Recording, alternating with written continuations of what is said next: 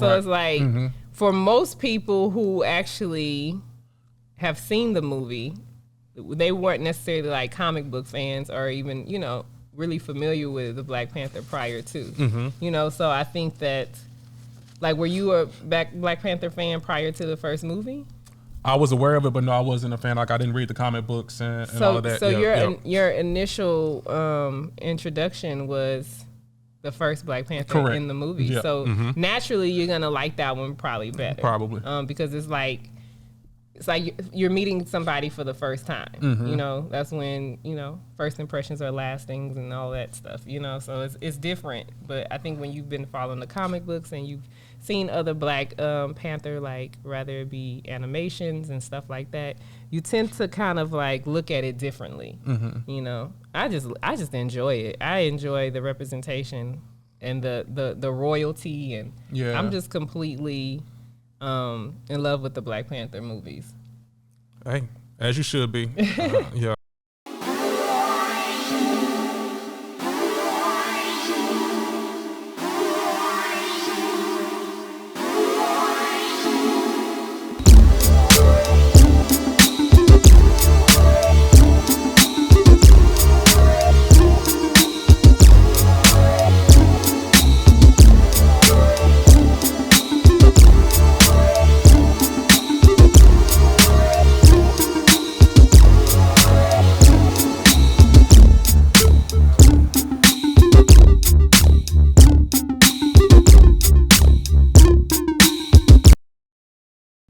Welcome to another episode of the New Slave Podcast, Movie Review Edition. We are here to inform, entertain, and curate an evolutionary media experience. I am Dani Rai, a.k.a. the Juice Queen. Breaker 2-1, breaker. It's your man, Savvi Hue, a.k.a. the corporate Trap Gawd, a.k.a. the new speaker of the South, a.k.a. Mr., a.k.a. Savvy Zulu the Guru, a.k.a. Play With Your Mama, a.k.a. Mr. Tell It Like It T.I. is. And we're on the road to 1,000 subscribers, and we need y'all help. We need to do 3 things. We need to hit the like button.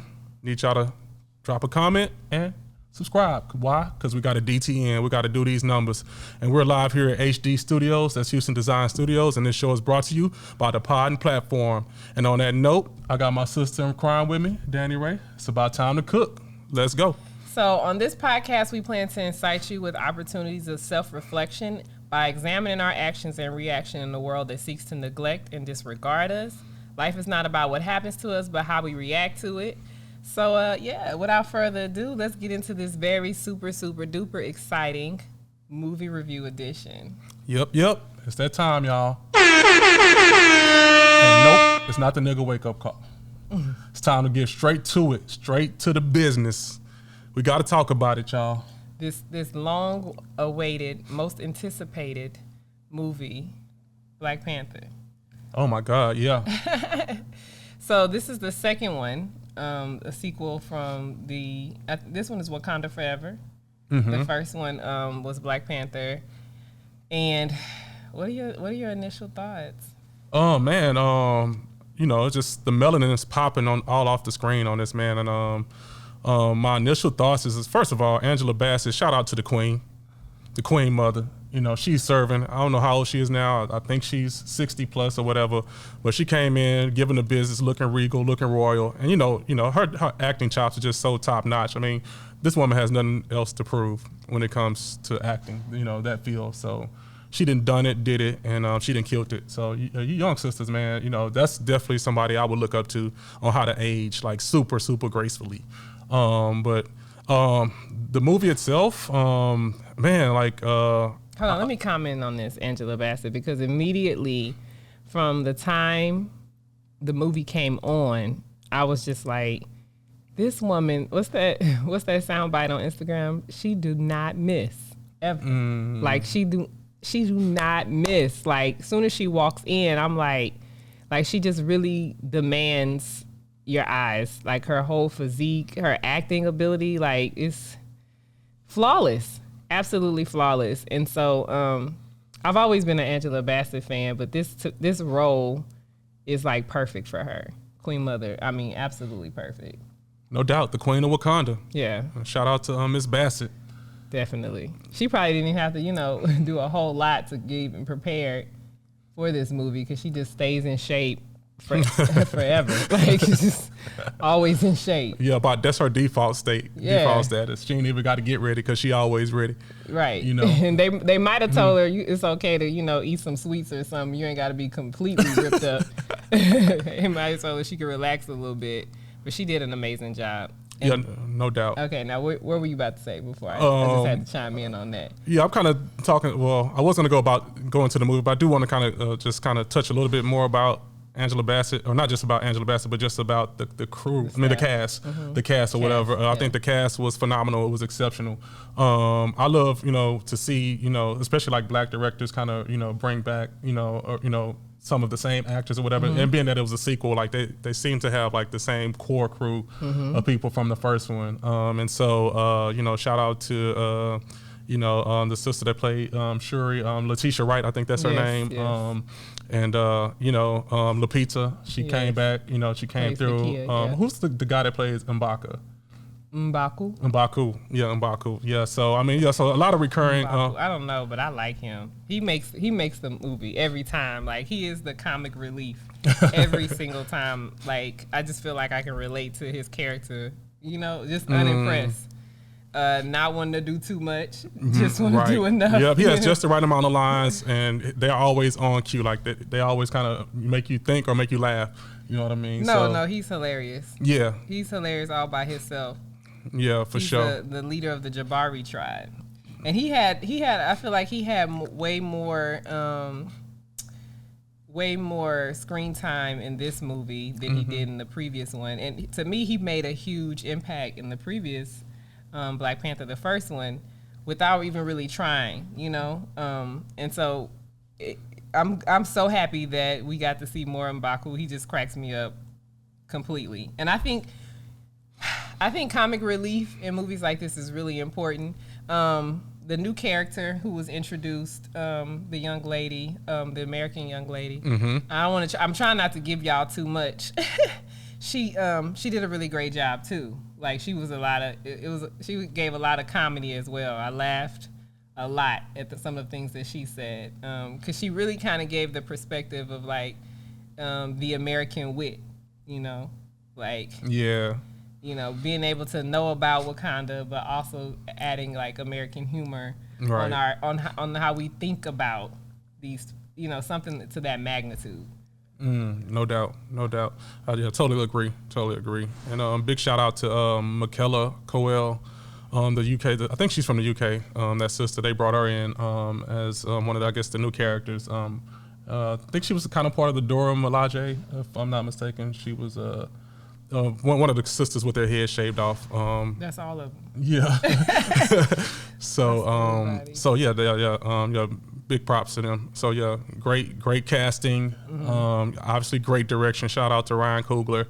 Another phenomenal job that he did there. So, man, as far as the movie though, like one of the things that kind of stood out to me is the STEM.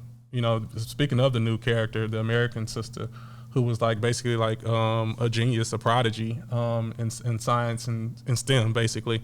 So the way that they kind of show, not only the passing of the torch from Letitia Wright's character, who was kind of like the brainiac, person coming up with all these inventions and stuff like that, and then the other sister, she pretty much passed the torch to the younger American sister who was in the film as well. So anybody that knows me personally knows that STEM sits very close to my heart or whatever. I love seeing black children and just examples of STEM in the black community. So yeah, major points from the movie from that perspective for me. I also want to point out, first of all, rest in power, Chadwick Boseman. The way that they pay homage to his character was everything. Like, I was so emotional in so many parts of this movie. But it didn't take much. Just a glimpse of him, and I was just like, T'Challa. It just didn't take much at all. But it was like, I don't know, it's very unique in that we all know kind of, what happened with Chadwick in real life, right? But it's like, in a way, it's almost like it makes the movie more real because he actually did, pass on, and he did it while being the Black Panther.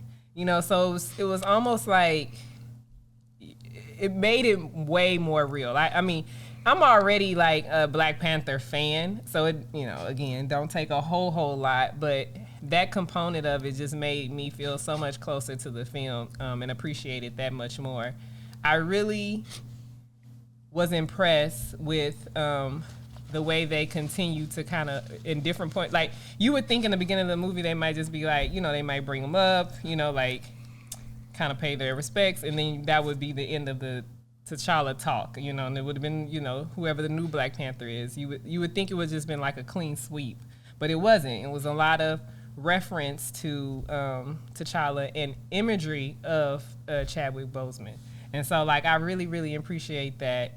It made it more sentimental, so to speak. It made it more real.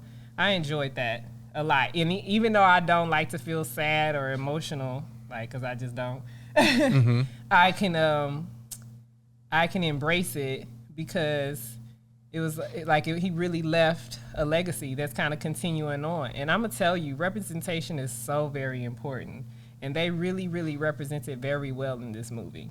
Like, sometimes you see movies that depict Black people in an amazing light, but there's like these various undertones that you pick up that's like, why they gotta, why the daddy gotta be a drunk? Why, what I'm saying? Like, why the mama gotta be, a former prostitute or whatever the case may be, there was none of that in this movie. Word. And I don't know if it's because it's a fictional or if it's just good writing.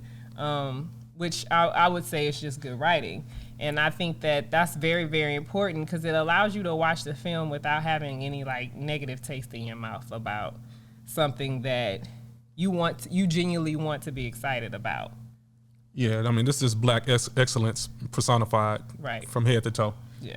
I don't even know. I mean, you just gave an eloquent layout of it. To me, it's just like I just saw Black excellence from scene one to the end to the last scene. Yeah. And it was a beautiful thing to watch. And I'm talking chocolate, something you rarely see in Hollywood. You know what I'm saying? Real great representation. You rarely see it. And the children.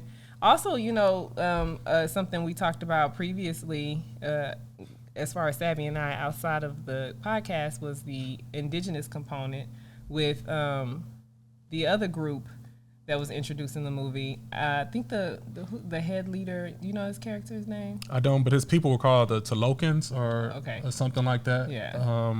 His name was Kukulan or something. Hey, I'm butchering it. Kukukala. I don't know. It sounded like crazy motherfucker. That's what it sounded like to me. Like, don't mess with him, and that's kind of, what you can expect in the movie for sure. He was named appropriately. But it kind of was a good reflection on how we also relate to other minorities, particularly the Latin community, where we face the same or very similar struggles. However, we haven't historically been allies with one another. Mm-hmm. So it was very interesting how it sort of mirrored reality. Right. Yeah. The way that they kind of put those undertones of, the way that the connections, like it's almost like a natural connection between the different indigenous peoples, right? So the indigenous people of Wakanda, or Africa, and then they look like the Latin Americas or the Americas or whatever. But at some point there was some conflict. But before the conflict, it seemed like there was a mutual respect and understanding. Right. You know what I mean? Right. And then I think the dope part of the story is that they were able to kind of get back on the same page after that. Yeah. But, it's kind of almost kind of like mirrors life imitating art a little bit. Yeah. Yeah. So yeah, they did that. They displayed that in a really cool in a cool way. Right. Yeah. So go see the movie. As always with these movie reviews, we don't want to give too much. We saw the movie the day before it officially comes out, which is tomorrow. And the purpose of that is because we really wanted to get ahead of the curve and see, so if anybody's interested in seeing it, you can watch the movie review without we're not really giving any spoilers. And you're welcome in the comments below to add your thoughts based on what we're saying, just because I love to get a dialogue going on about what you think about the movie. I know, like, there's forums for, like, Marvel movies where usually, all your geeks get together and start talking about. So we want to kind of create that sort of forum underneath this video on PODN YouTube. Yeah, absolutely. So before we close out this review, and again, like she said, we're trying not to spoil it too much, for anybody who hasn't seen it yet. So I got to ask you, out of 5 stars, what do you rank this movie? Well, it's understood, but I just have to do it anyway. Yeah, listen, I have a bias. It's a Black Panther movie. It's going to always be a 5. And, it's I know that there's going to be somebody, I know for a fact somebody's going to pick this movie apart. They're going to find something. I just can't, honestly. Yeah, the cinematography was just off the fucking chain. It was just everything about it. I will say this. Yeah. It was a very unexpected thing that happened in the movie. I was not prepared for that unexpected thing. And so... plot twists. Yeah, so I think anytime you have that in a movie and it goes smoothly and you still can appreciate it, it's a good movie. No doubt. It's a good movie. So I'm happy with it. I think that I look forward to other Black Panther movies. I'll probably go see this again. I'm not gonna lie to you, because I always feel like there's something I missed. Right on. Hey, so she gave it 5 stars out of 5. I'm gonna give it a 4.5 out of 5. I don't know. In my mind, I probably want to see it again to look for any nuances I didn't catch the first time, but I'm gonna give it a 4.5 out of 5, and I might change my review, but I'm gonna give it that for now. So you think you're leaving room for, like, it could have been better 0.5. It could have been better in what way? 0.5. I don't know. Just in case. Just in case. Yeah, I want to. See y'all. See how people don't want to just give you a 5 out of 5. It was a 5 out of 5. If you can't think of what could have made it better, then you got to give it a 5 out of 5. You can't be like, that's like me. This is similar to actually how it was. I feel like in school, like I actually got 100. The teacher gave me a 98, and I was like, "Why 98 though? Like, which one was wrong?" And then and then after I argue, she'd be like, "Well, I'll give you partial credit because you kind of, ma'am, give me this 100, please." You know what? I'm probably doing it. It's probably not fair to do it. I'm probably comparing it to the original, being that it's a sequel. And the sequel was like, just amazing. You know what I mean? And so, and I won't say the original was amazing. And so, maybe it's just kind of a nostalgia thing. It might be kind of making me a little bit hesitant. The original was the first, so it's like, for most people who actually have seen the movie, they weren't necessarily like comic book fans or even, really familiar with the Black Panther prior to, so I think that, like, were you a Black Panther fan prior to the first movie? I was aware of it, but no, I wasn't a fan. Like, I didn't read the comic books and all of that. So your initial introduction was the first Black Panther in the movie. Yeah. So naturally, you're gonna like that one probably better. Probably. Because it's like you're meeting somebody for the first time. That's when first impressions are lastings and all that stuff. So it's different. But I think when you've been following the comic books and you've seen other Black Panther, like rather it be animations and stuff like that, you tend to kind of like look at it differently. I just enjoy it. I enjoy the representation and the royalty, and I'm just completely in love with the Black Panther movies. Hey, as you should be. Yeah. That's nothing to take away from that whole franchise. And I mean, big ups to Marvel for investing in that franchise. And it's reaped its benefits too. And finding a good writer that's gonna do it well. Well, on that note, y'all, we're gonna take us out, man. Make sure y'all do the 3 things: hit the like, drop a comment, subscribe. Let us know what you think, because we want to hear y'all feedback. For sure. All right, and we'll see y'all on the next edition. All right, peace. Peace.